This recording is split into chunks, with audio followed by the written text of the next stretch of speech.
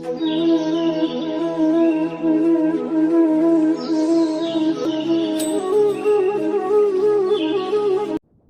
कृष्ण कहते हैं, हमने जो कुछ भी प्राप्त किया है उसे हमें स्वीकार करना चाहिए, ना कि दूसरों को ईर्ष्या देनी चाहिए। जो दूसरों को ईर्ष्या देता है वह मन की शांति प्राप्त नहीं करता है। इस कहानी तथास्तु में उसी के बारे में बताया गया है। पुराने समय की बात है। किसी गांव में दो किसान रहते थे। दोनों बड़े गरीब थे। उनके पास थोड़ी सी जमीन थी जिस पर खेती करके अपना और अपने परिवार का गुजारा किया करते थे। समय गुजरा और उन दोनों की मृत्यु एक साथ ही हुई। दोनों को यमराज के पास ले जाया गया।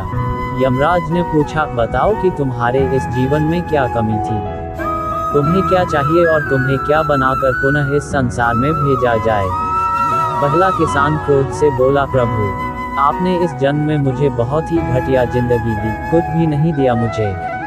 पूरा जीवन मैंने खेतों में बैल की तरह काम किया। जो मैंने थोड़ा बहुत कमाया वह भी पेट भरने में ही खर्च हो गया।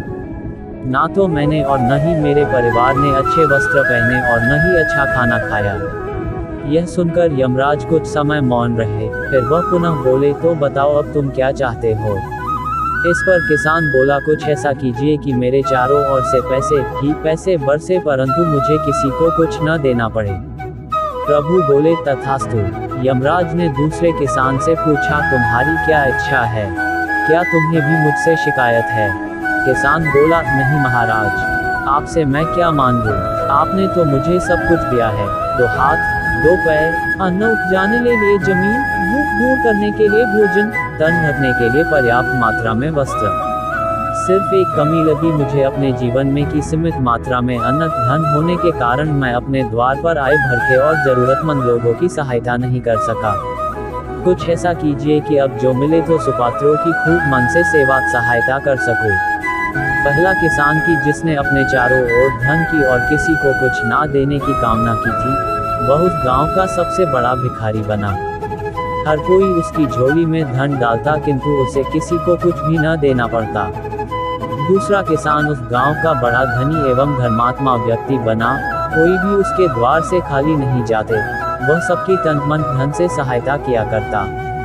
हमने जो कुछ भी प्राप्त किया है उसे हमें स्वीकार करना चाहिए, ना कि दूसरों को ईर्ष्या देनी चाहिए।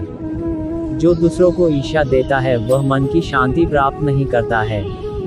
राधे राधे मित्रों, हमारे चैनल AM संस्कृति को सब्सक्राइब करें और बेल आइकन बजाना ना भूलें।